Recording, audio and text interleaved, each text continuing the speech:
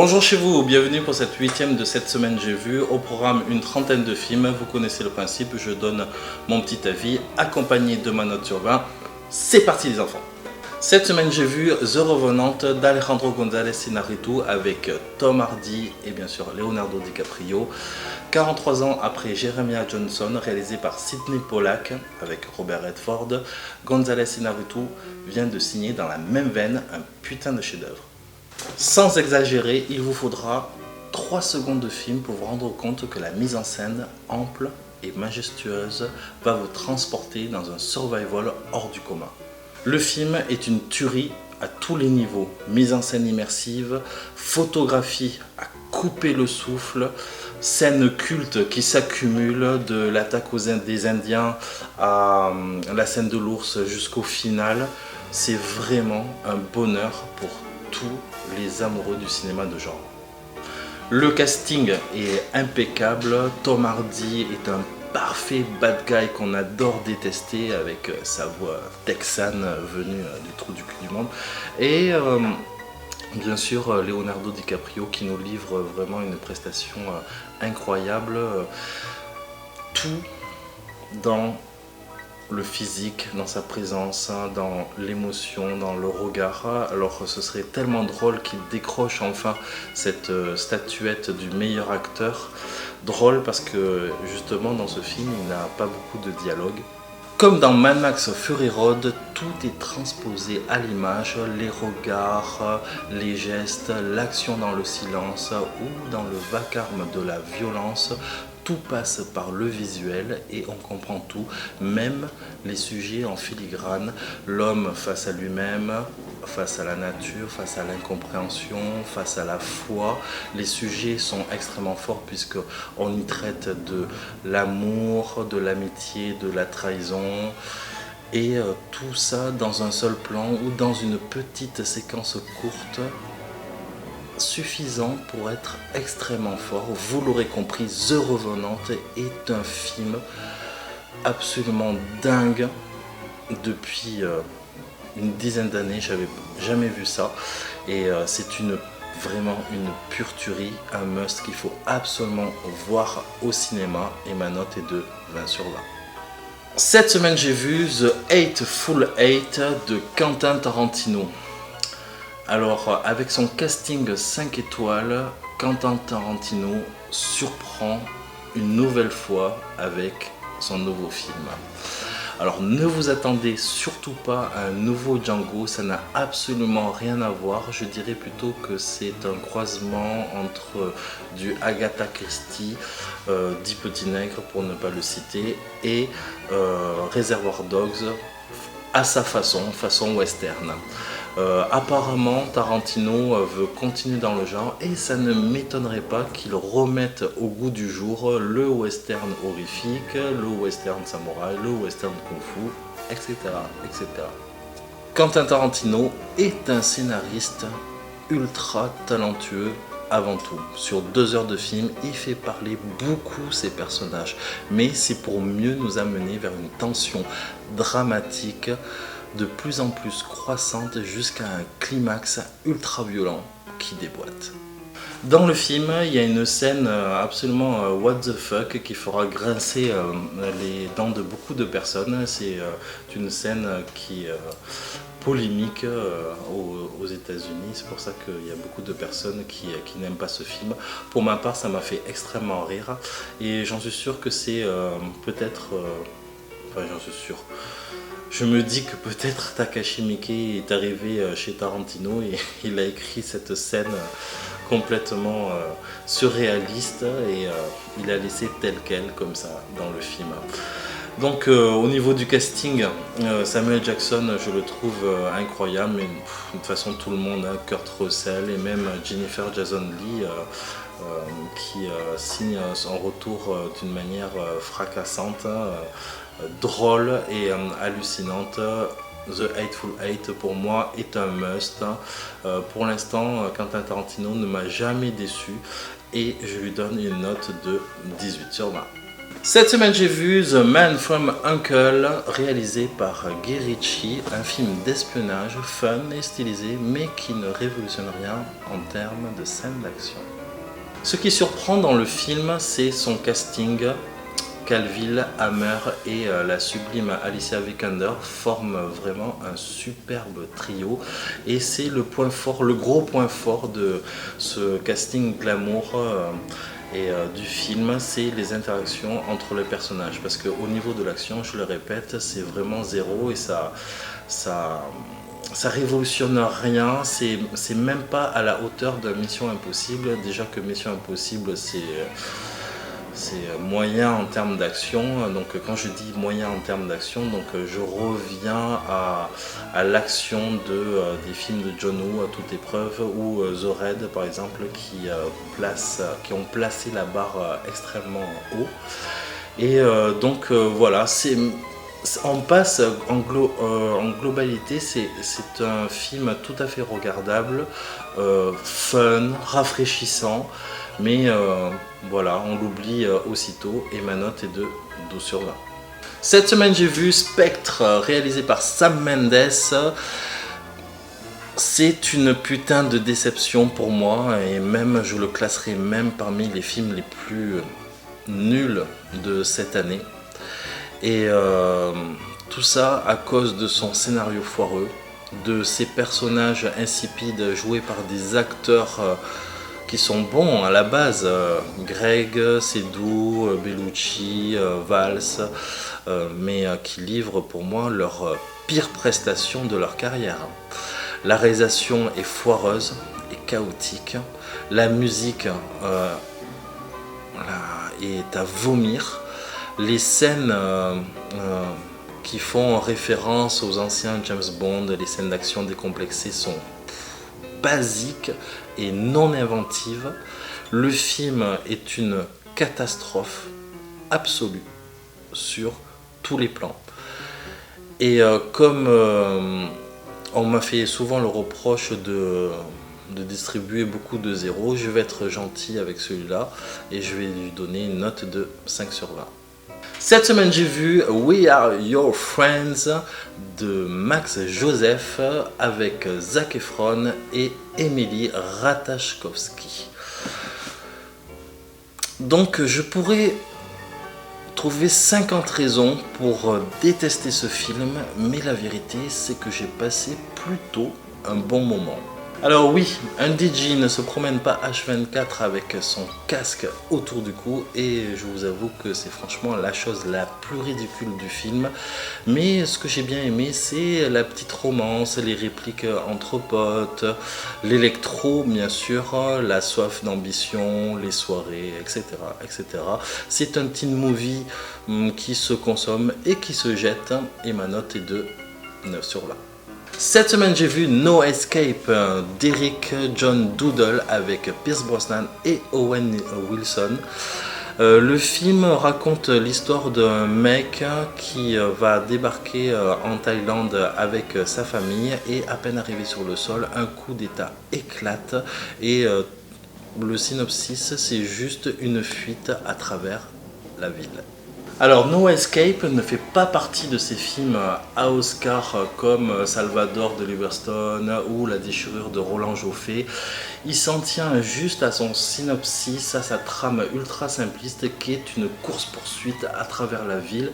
Et putain, qu'est-ce que ça marche, parce que le réalisateur a vraiment du talent, il y a vraiment un sens de la mise en scène, c'est extrêmement inventif, c'est bourré de suspense, les acteurs sont au top. Mention spéciale pour Owen Wilson qui déchire, et j'aimerais plus le voir dans ce genre de rôle. Au niveau du scénario, donc c'est extrêmement simpliste, c'est un peu tiré parfois par les cheveux, mais on s'en fout, c'est une série B, et il faut le voir comme cette grille de lecture, le regarder en tant que film de série B, et c'est très rare d'avoir un film d'une série B d'une aussi bonne qualité, et ma note est de 15 sur 20.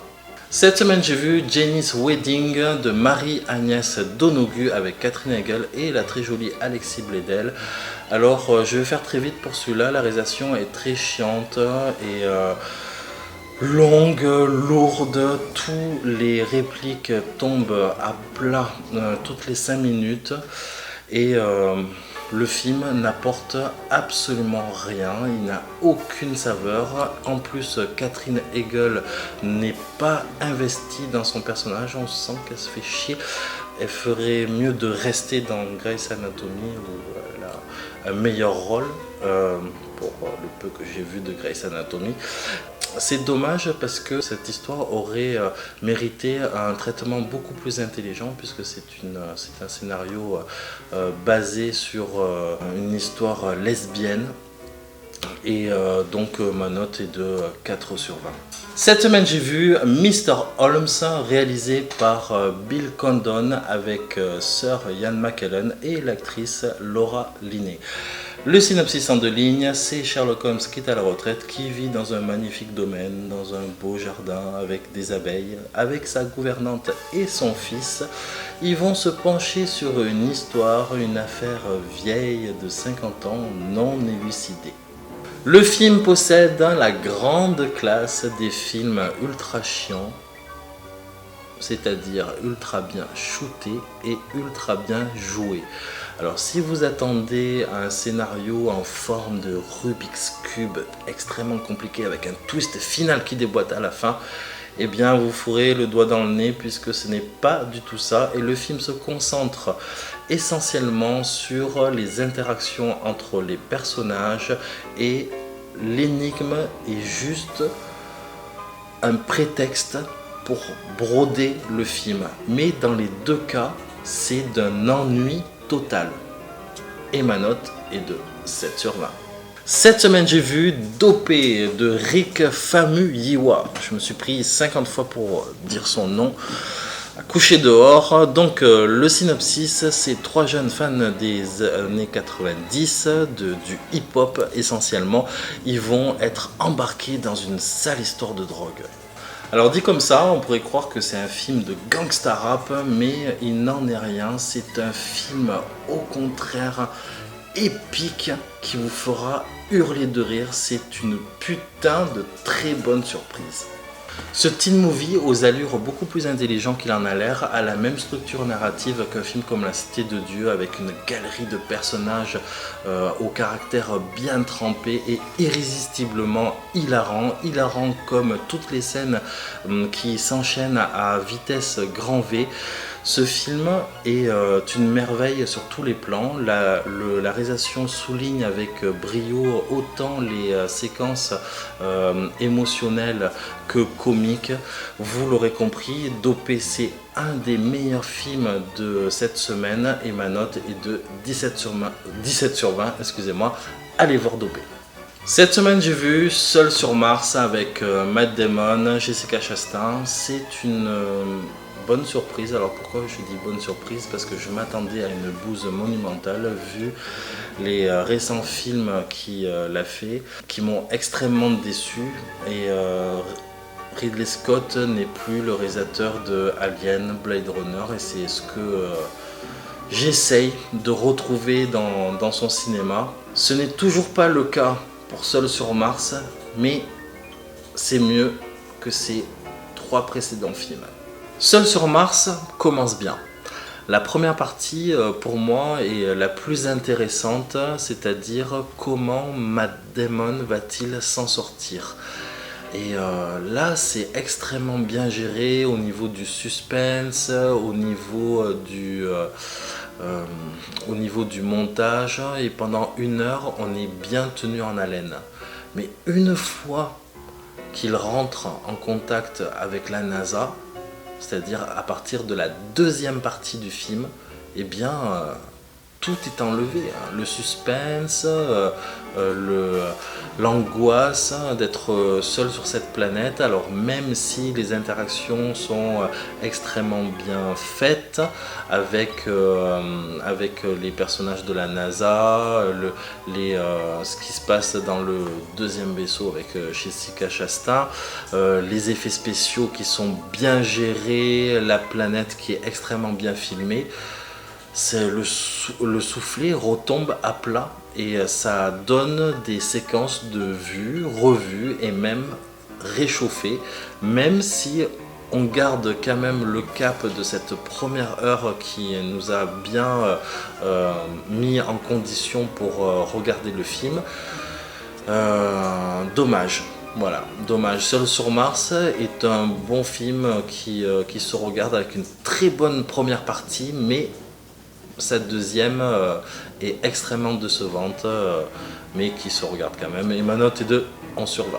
Cette semaine, j'ai vu Deathgasm, réalisé par Jason Lee Howden. L'histoire en 2 mots, c'est 2 jeunes métalleux qui fondent un groupe et qui vont tomber sur une partition satanique, qui vont réveiller des choses. Deathgasm est un trip déjanté, décomplexé et qui assume complètement ses répliques stupides et cite d'ailleurs ouvertement Brain Dead ou Evil Dead. Au niveau des points forts, je dirais que la réalisation est nerveuse, l'humour bien entendu gorrifique est bien présente et fait bien rire. Et les effets spéciaux sont bien maîtrisés, le maquillage, malgré le fait que le film ait eu un petit budget. Au niveau des petit bémol, je dirais que la réalisation est trop classique, trop référentielle justement au film que j'ai cité. Les personnages, enfin les acteurs ne jouent pas forcément très bien, mais dans l'ensemble on reste vraiment dans du très bon divertissement pour ce genre de film et ma note est de 14 sur 20. Cette semaine j'ai vu I Love You, réalisé et interprété par Paul Lefebvre et Anthony Gouy, avec aussi Fanny Valette.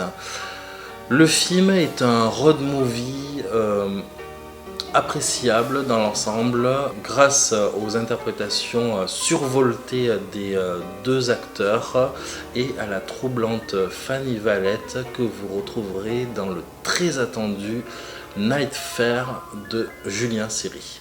Le film se repose essentiellement sur les comédiens et sur ce point-là, il n'y a rien à dire, ils sont vraiment très bons tous les 3. Le seul problème, c'est que le scénario est un peu trop convenu à mon goût, ça manque de peps et les scènes drôles qui sont censées être drôles ne font pas toujours rire.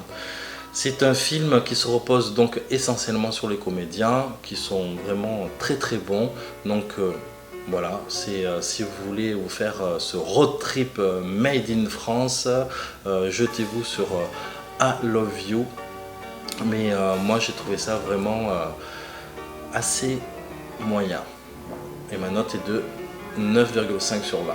Cette semaine j'ai vu Shelter, un film réalisé par Paul Bettany, je crois que c'est sa première réalisation. Il fait jouer sa femme dans la vie qui est Jennifer Connelly, avec aussi une excellente interprétation et révélation pour moi, je ne le connaissais pas avant, c'est Anthony Mackie. C'est l'histoire en 2 mots, c'est 2 SDF qui se rencontrent dans la rue, qui vont tomber amoureux l'un de l'autre et vont essayer de construire un futur ensemble. Et dans sa globalité, je dirais que c'est le film triste de la semaine. Par les temps qui courent, on n'a pas trop envie d'aller voir ce genre de film. Peut-être que c'est pour ça que les Français aiment tant les comédies, pour s'éloigner de la crise et des problèmes du quotidien. Cependant, si vous arrivez à faire abstraction de tout ça, eh bien, allez voir ce film qui est une histoire qui va vous transpercer le cœur, une histoire vraiment bouleversante, donc réalisée par Paul Bettany.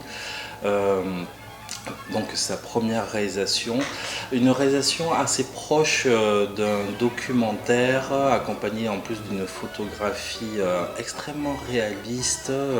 La caméra est toujours portée, très centrée vers le visage des personnages. Les personnages justement joués par Jennifer Connelly, qui est vraiment excellente, donc on ne présente plus. Mais la plus grande surprise, c'est Anthony Mackie qui lui démonte à chaque fois toutes les scènes, rien qu'avec son regard et son jeu tout en retenue, donc porte vraiment le film puisque c'est lui le héros principal de l'histoire avant tout. Donc c'est un film qu'il faut absolument voir car même si même si le scénario a une trame extrêmement simpliste, c'est deux personnes qui se rencontrent, bon voilà, il ne se passe pas de choses extraordinaires, mais on est vraiment plongé dans cette histoire toute simple et bouleversante jusqu'à un final, donc voilà, qui va vraiment vous mettre à genoux et vous allez pleurer chez vous, donc voilà, et peut-être que pleurer ça fait du bien, donc ce film, et je le recommande et je lui donne une note de 14 sur 20. Cette semaine, j'ai vu American Ultra, réalisé par Nima Nourizadeh, le réalisateur du projet X, donc, qui se lance sur un film d'espionnage avec Jesse Eisenberg, Kristen Stewart. Donc le scénario est assez pompé sur l'excellente série Chuck. Il n'apporte pas grand chose au film d'espionnage, comme pourrait le faire par exemple Le Pont des Espions de film de Spielberg. Son intérêt, c'est juste le fun et la violence stylisée. Et puis pourquoi pas, cette comédie d'action ultra stylisée et violente est loin d'un Kingsman par exemple, mais dans sa globalité, ça se mange comme du popcorn, pour ceux qui aiment manger du popcorn. Au niveau des interprétations, mais c'est plutôt sympathique, ma foi. Jesse Eisenberg joue bien dans un rôle qui est différent de ce qu'il fait d'habitude, et pour une fois Kristen Stewart sort les doigts de son cul et nous livre un personnage plutôt badass, assez sympathique. Donc dans l'ensemble, ça se mange sans fin. Voilà, c'est pas un film sur l'espionnage qui va nous délivrer de grandes choses comme Le Pont des Espions de Spielberg par exemple, mais bon, c'est pas du tout le cas. C'est une grosse série B, qu'il faut le prendre comme ça. Ça se regarde et ça se jette, et ma note est de 10 sur 20.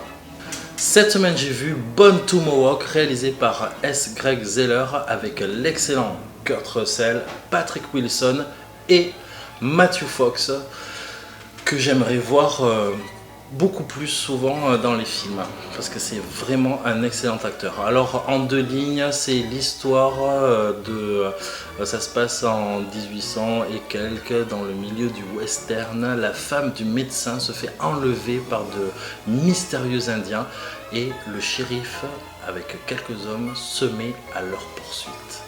Putain, mais quelle claque ce film! Ah ouais, vraiment. J'ai là pour une surprise, c'est vraiment une grosse surprise, je m'attendais pas du tout à ça, c'est tellement bon que j'ai applaudi comme un con chez moi jusqu'à la fin du générique. Ce Born Tomahawk est un western pas comme les autres, c'est au même titre que Sergio Leone qui a inventé le western spaghetti. Et bien là, le réalisateur invente un genre que j'aimerais voir beaucoup plus souvent au cinéma. Donc je vous dis pas ce genre puisque ça va spoiler sinon tout le film. Mais la réalisation est vraiment classieuse pour devenir furieuse vers la fin. Le casting est parfait et la violence dans ce film est inouïe. Et le twist final de ce film est un des meilleurs que j'ai pu voir cette année. Donc j'espère que je vous l'ai bien vendu. Je vous en dis pas plus. Ma note est de 18 sur 20. Born Tomahawk est vraiment un putain de bon film. Cette semaine, j'ai vu Les Profs 2, réalisé par Pierre-François Martin Laval avec Kev Adams et Isabelle Nanty. Les Profs 2, c'est comme manger du cervelas, et le cervelas, ça me fait vomir, et ma note est de 0,0 sur 20. Fuck, 0 sur 20, il est trop nul ce film. Voilà. Dès les trois premières minutes, merde. Mais l'humour, quoi, c'est... Où est l'humour des Robin des Bois? Robin des Bois, c'était génial.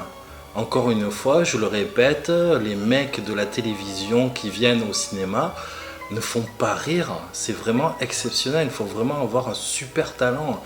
Et Pef n'a vraiment pas de talent pour réaliser des films, enfin pour moi. Donc voilà, c'est l'épreuve 2 au même titre que l'épreuve 1 est une daube absolue qu'il faut pas faut pas sortir ce genre de film au cinéma parce que ça abrutit la tête des gens. Voilà, c'est ce que je pense. Next. Cette semaine, j'ai vu Sicario, réalisé par Denis Villeneuve avec Emily Blunt, Josh Brolin et l'excellent Benicio del Toro. Alors, la réalisation est excellente, le casting est parfait, mais le scénario aussi est pas mal. Mais franchement, les gars, on est loin de Scarface. On est loin du film de cartel absolu qu'est Scarface. Et quand on fait un film de cartel et qu'on s'appelle Denis Villeneuve et qu'on a le vent en poupe et qu'on s'attaque à un sujet comme ça, mais fait mieux que ça quoi, merde. Bon, le film est très bon dans sa globalité et c'est un très bon film. Mais honnêtement, je m'attendais à mieux, je m'attendais à des séquences de bravoure et des répliques qui déchirent, comme dans Scarface. Parce que dans Scarface, on peut citer la scène de la douche, les répliques qui déchirent, du début jusqu'à la fin, la scène finale. Dans Sicario, le film est d'une linéarité assez hallucinante. Il n'y a pas de véritablement montée en puissance. Il y a un petit peu de suspense, mais c'est un peu du déjà vu.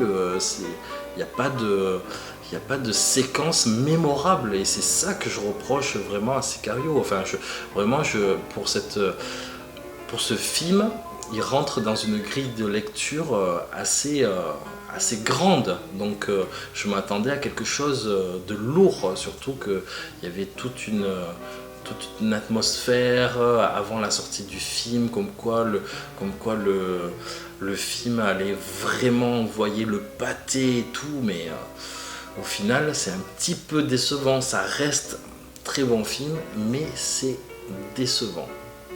Voilà, c'est un des seuls reproches que je pouvais faire à ce film, c'est de manquer de grandes scènes mythiques et anthologiques qu'aurait pu faire de Sicario un énorme chef-d'œuvre, alors que ça restera toujours un très bon film.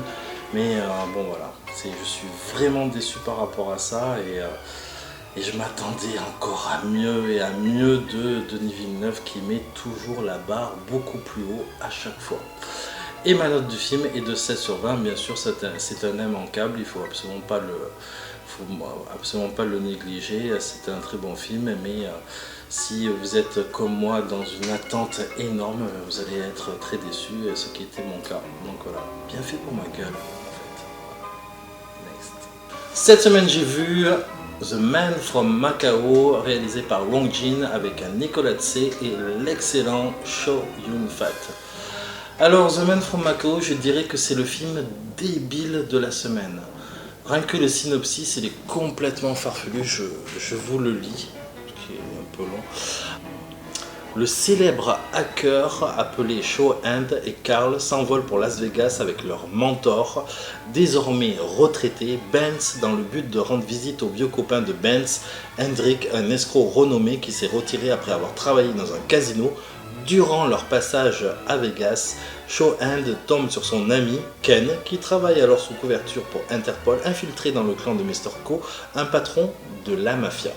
Mais réalisant qu'il y a une taupe dans son clan, Mr. Ko soupçonne Ken, qui nie et cache avec l'aide de Shaw Hand les preuves de sa couverture, une clé USB. Par inadvertance, cette clé est embarquée par Charlie, la fille de Hendrix. Désormais, Shaw Hand et Hendrix doivent travailler ensemble pour protéger Charlie de Mr. Ko et la sauver. Voilà, donc si vous n'avez pas compris le synopsis, c'est normal, c'est encore plus farfelu dans le film. Ce film, en fait, c'est une comédie d'action kung-fu burlesque, burlesque avec l'humour asiatique. Alors, même si moi j'adore l'humour asiatique, là j'avoue qu'ils sont allés vraiment très loin. Les scénaristes, ils ont vraiment tripé et ça donne des séquences absolument débiles. Mais donc voilà, l'humour est subjectif et parfois j'ai ri, parfois je suis resté pantois. Et le film est inégal. Et pourtant c'est un gros budget, il y a vraiment une mise en scène, il y a vraiment des décors monstrueux, des acteurs aussi cultes qui jouent dedans. Donc bon, déjà il faut pas chercher l'histoire parce que là, franchement on comprend que dalle quoi l'histoire. Donc les scènes s'enchaînent comme ça à vitesse grand V et donc ça passe de l'action à de l'humour débile, à de la romance qui veut rien dire, à des situations complètement folles. Et c'est un film vraiment what the fuck. Je sais même pas comment le noter en fait. Je dirais allez 11 sur 20. Voilà, c'est bon. Si vous avez un petit peu de temps à perdre, regardez ce film, il est assez étrange. Donc il est vraiment en dents de scie, il y a des choses qui sont à retenir, d'autres non. Et sinon pour parler de Chow Yun-fat, puisque là dans ce film il joue clairement un personnage badass, charismatique, à milieu du flic torturé comme dans À toute épreuve ou le gangster dans The Killer de John Woo. Là, il a décidé de prendre un chemin un peu comme Robert De Niro, de faire rire. Et il est plutôt convaincant, mais je préfère son ancienne carrière. Voilà. Donc The Man from Macao en survient. Cette semaine j'ai vu The Crossing, la deuxième partie, un film réalisé par John Woo, une grande saga de guerre et romantique. Le film par rapport à la première partie déçoit, c'est vrai, mais comporte quand même son grand lot de qualité, notamment dans les scènes romantiques, on dirait des tableaux qui s'animent, c'est vraiment très bien réalisé. Donc il y a moins d'action, enfin si il y a moins d'action, d'actes de guerre en fait que dans la première partie, mais quand même il y a une très grande scène d'action. John Woo se prend un peu pour James Cameron dans Titanic, il n'a pas à rougir d'ailleurs, c'est extrêmement bien filmé, mais là où où le film perd vraiment en vitesse, c'est vraiment vers les 25 dernières minutes qui traînent vraiment en longueur. Et c'est là où le film va décevoir, mais dans l'ensemble, le film reste assez correct et je lui donne une note de 16 sur 20. Cette semaine, j'ai vu Tag The Chasing World, réalisé par Sonotion. Sonotion, c'est vraiment un de mes réalisateurs préférés. Et là, l'histoire, c'est une jeune lycéenne, c'est les péripéties d'une jeune lycéenne à travers une course-poursuite folle et cauchemardesque sans fin. Et ce film, je dirais que c'est le film étrange de la semaine. Il mêle du fantastique, gore, façon super Z, avec des moments de grâce et de poésie. Et ça donne vraiment un mélange très étrange. C'est un Sonotion mineur par rapport au dernier que j'ai vu, Tokyo Tribe, mais un Sonotion mineur n'est jamais en dessous d'une note comme 15 sur 20. Cette semaine, j'ai vu The Walk, réalisé par Robert Zemeckis avec Joseph Gordon-Levitt et Charlotte Lebon. Quand j'ai vu le trailer pour la première fois, je me suis dit putain, un film de Robert Zemeckis mais avec un sujet génial, mais avec un sujet aussi chiant que l'histoire d'un funambule qui veut marcher entre les deux tours du World Trade Center. Putain, ça m'a laissé vraiment perplexe quoi. Et au bout de 5 minutes du film, cette perplexité s'est envolée. car Robert Zemeckis est vraiment un grand faiseur d'images. Il a vraiment un sens de la mise en scène incroyable. Au niveau du rythme, du montage, il insuffle vraiment de la poésie dans chacun de ses films. Il y a toujours quelque chose il est toujours dans la performance de quelque chose et on s'attend jamais vraiment avec n'importe quel sujet, il le traite de façon incroyable. Alors j'ai quelques bémols sur le film. Le personnage de Joseph Gordon-Levitt, alors je ne sais pas s'il est vraiment comme ça dans la vie, mais en tout cas dans le film il est vraiment insupportable, il écoute personne, etc.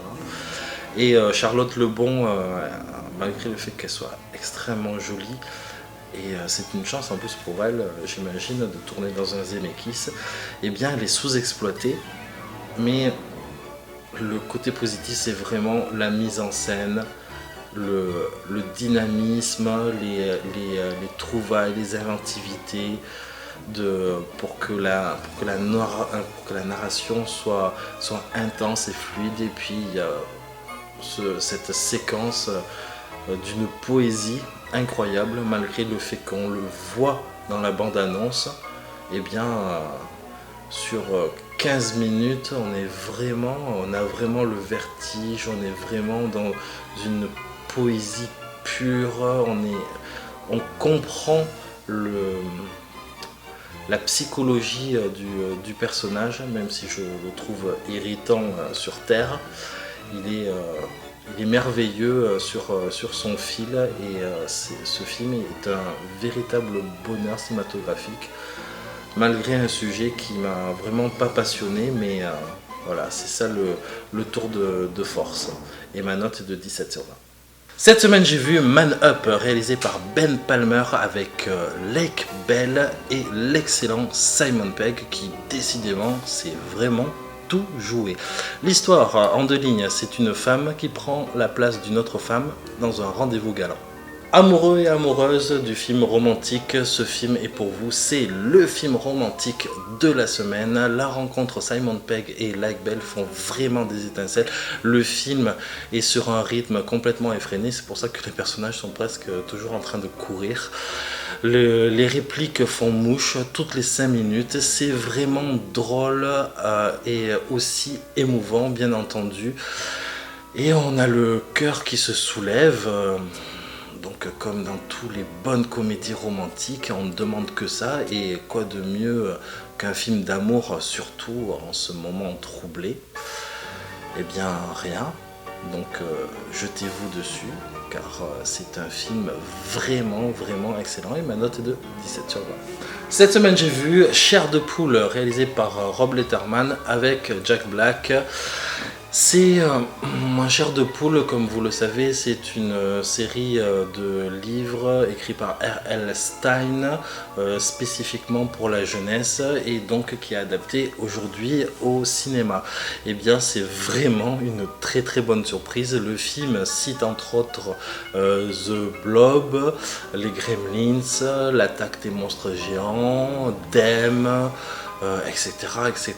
Beaucoup de références, Teen Wolf, et c'est vraiment jouissif. Je me suis vraiment régalé devant ce film, extrêmement bien mené, très addictif. On s'attache vraiment à tous les personnages, autant tous les personnages sont charismatiques, la romance fonctionne à merveille, l'humour est présent, le dynamisme de la mise en scène est vraiment fluide, les effets spéciaux sont extrêmement bien travaillés. Le film est vraiment addictif et il a tout pour faire un nouveau Harry Potter. En fait, il pourrait être une nouvelle franchise. Ça pourrait être vraiment excellent. Chair de poule est une sacrée bonne surprise et moi je me suis vraiment régalé devant ce film. Donc je vous le conseille, Chair de poule, 17 sur 20. Cette semaine, j'ai vu Le Voyage d'Arlo, le dernier Disney Pixar. Alors, c'est clairement en dessous de Vice Versa, mais vraiment en dessous de Vice Versa. Pourtant, il contient tous les ingrédients qui font que vous allez aimer ce film. C'est-à-dire que les graphismes sont somptueux, que les dinosaures ont tous une tête choupinou, même si je trouve que le petit humain est encore plus choupinou que les dinosaures. Les graphismes sont très beaux, la mise en scène est très fluide. Je dirais que mon gros bémol vient du scénario. Donc bon, là je pousse un peu le bouchon un peu loin, mais des dinosaures fermiers qui rencontrent le petit humain qui se conduit clairement comme un chien. Mais pourquoi ne pas avoir mis un chien à la place du petit donc je trouvais ça vraiment très étrange, mais bon, soit. Il y a de l'action, de l'émotion, mais tout est basique, tout est vu et revu, donc il n'y a rien de transcendant, pas comme dans Vice Versa où il y avait beaucoup d'originalité. Bon, cependant, on passe un très bon moment, et donc ma note du film est de 14/20. Cette semaine, j'ai vu Au cœur de l'océan, réalisé par Ron Howard. Comment dire ? Le cinéma de Ron Howard, ça n'a jamais été vraiment ma tasse de thé. Je reconnais de plus en plus que sa mise en scène est de mieux en mieux. Et il avait fait ce film dernièrement avec les pilotes de F1 qui était vraiment très bien réalisé, mais bon, la Formule 1, quoi, franchement c'est pas mon truc, quoi. Et même si la confrontation entre les deux personnages était vraiment excellente, j'avais trouvé quand même que le film était moyen. Donc qu'à chaque fois que je vais voir un film de Ron Howard, je suis toujours un peu sur mes gardes. Et là, eh bien, quelle claque cinématographique. Oh là là, c'est clairement le meilleur film de Ron Howard, et c'est un des meilleurs films de cette année. Au cœur de l'océan, il possède une mise en scène, mais alors, épique.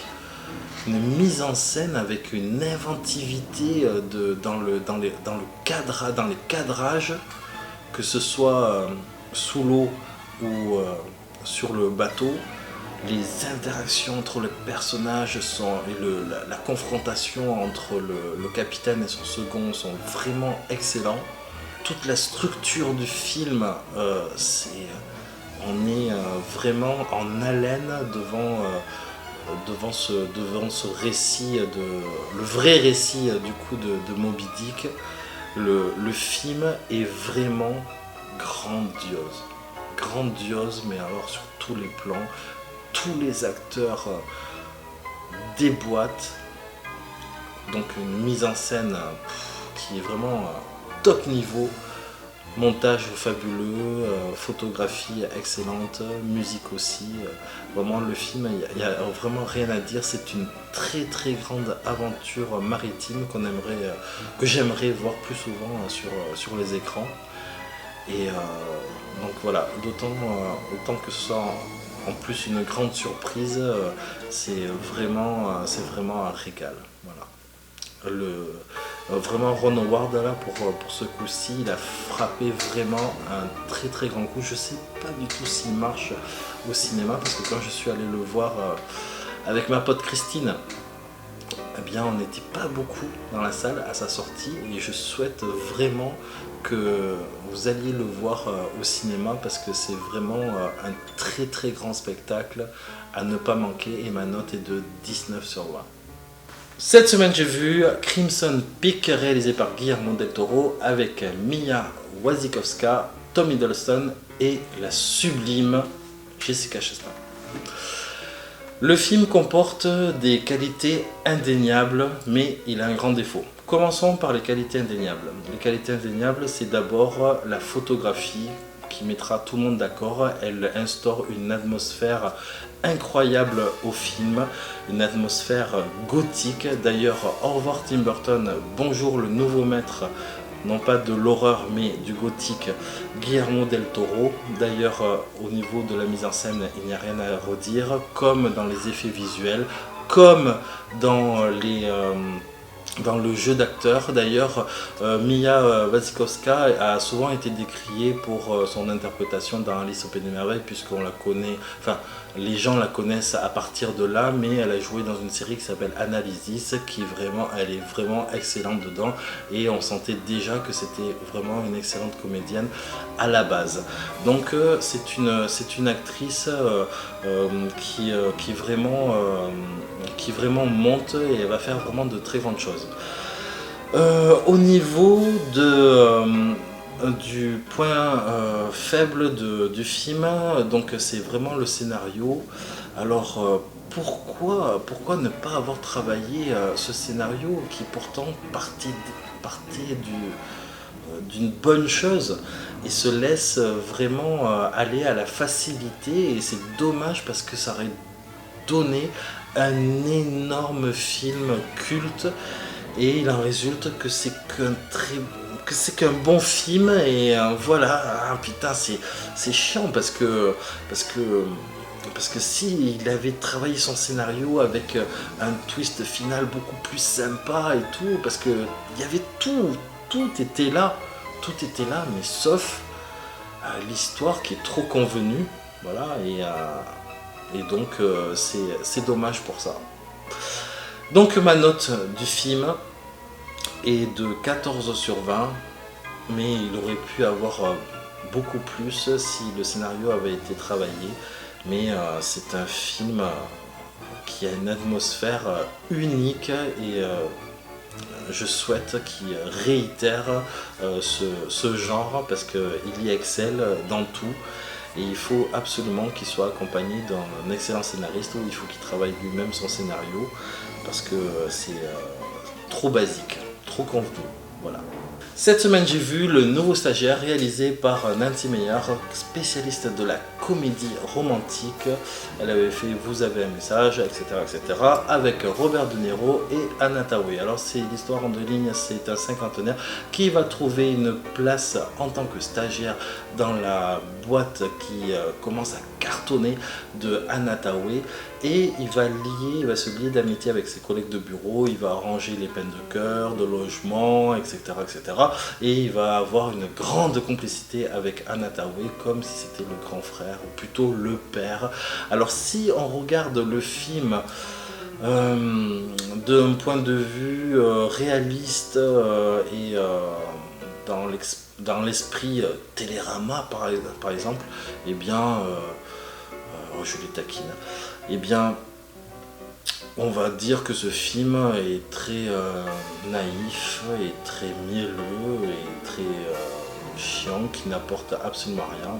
Et ils auront raison, parce que c'est vrai qu'il est naïf, mielleux, mais il n'est pas chiant pour autant. Et c'est un film spécifiquement qui se regarde à Noël, et nous sommes en pleine période de Noël, donc c'est merveilleux. Il faut regarder le film en tant que tel, dans cette même grille de lecture, sans trop se poser de questions. Voilà, les personnages fonctionnent extrêmement bien, donc même la bienveillance de Robert De Niro n'agace pas trop. Anna Thaoué, donc bon, il y en a beaucoup qui ont fait du bashing sur elle. Comme moi, personnellement, elle ne m'a jamais dérangé, et je la trouve au contraire très très jolie. Et il y a de l'humour, donc c'est pas transcendant non plus. L'histoire se suit bien. C'est un film, je dirais, assez, non pas girly, mais un film familial, voilà, qui se regarde à Noël. Et ma note est de 10/20. Cette semaine, j'ai vu Creed, l'héritage de Rocky Balboa, réalisé par Ryan Coogler, avec Michael B. Jordan et Sylvester Stallone. Je ne suis pas très film de boxe. Le dernier que j'ai vu, c'était La rage au ventre avec Jack Gyllenhaal. Malgré sa bonne interprétation, le film avait beaucoup de défauts. Et bien, dans Creed, l'héritage de Rocky Balboa, il va mettre tout le monde d'accord. Du récit intimiste aux scènes de ring. Pendant 2 heures de film, on ne le voit pas passer. Encore, c'est vraiment trop court. C'est vraiment excellent. Je me suis vraiment régalé. Et même si ça réinvente rien, eh bien tout est mis en place pour mettre les tripes du spectateur sur le ring, et franchement ça fonctionne à merveille. Creed, et c'est aussi la révélation de Michael B. Jordan, qui mérite amplement sa place sur le banc des nominés des meilleurs acteurs pour l'Oscar 2016, puisque le film sort en 2016. Et Sylvester Stallone, bien sûr, on retrouve toujours le personnage de Rocky, donc c'est vraiment toujours un plaisir. Et le film est vraiment une très bonne surprise. J'attendais pas grand chose en fait de ce film, puisque déjà à la base le film de boxe, comme je vous l'ai dit, c'est pas trop ma tasse de thé, et vraiment là c'est vraiment très très bon. Voilà, Creed, l'héritage de Rocky Balboa, 16/20. Cette semaine j'ai vu A Very Merry Christmas avec Bill Murray, réalisé par Sofia Coppola. Bill Murray qui interprète son propre rôle dans ce film qui dure un peu plus d'1 heure, qui est une comédie musicale. Et donc à la veille de Noël, il doit présenter un talk show avec plein de stars, sauf que le grand problème c'est que personne ne vient, alors c'est la panique avec le staff et tout. Et ce qui est bizarre, c'est que c'est des chansons de Noël, spécifiquement des chansons de Noël, tout le long du film. Alors j'ai relevé, au-delà de l'excellente interprétation de Bill Murray, où il n'y a rien à redire, la scène avec Chris Rock qui est assez hilarante et poilante, et une belle performance de Miley Cyrus, même si je l'aime pas en tant que chanteuse. Si vous aimez pas les comédies musicales, et encore moins les chansons de Noël, vous allez carrément détester ce film. Mais comme moi j'aime les comédies musicales et que j'aime bien Noël, et je lui accorde 11/20. Cette semaine j'ai vu Anti-Gang, réalisé par Benjamin Rocher avec Jean Reno et Alban Lenoir. Alors quand j'ai vu le trailer pour la première fois sur le net, je me suis dit waouh, ça y est, un film français qui envoie la patate au niveau du fight, au niveau des braquages, des courses-poursuites, etc., etc. Je me suis dit, enfin il va avoir quelque chose qui va réélever le cinéma de genre français, le cinéma de braquage. Et bien quand j'ai vu le film, bien c'était pas du tout ça. C'est pas du tout ça qu'il me propose. Et le trailer est 100 fois mieux fait que le film. C'était vraiment trompeur, et je peux vous dire que c'est vraiment une grande déception. Alors au niveau de la mise en scène, elle est pitoyable. La gestion des combats sont lentes.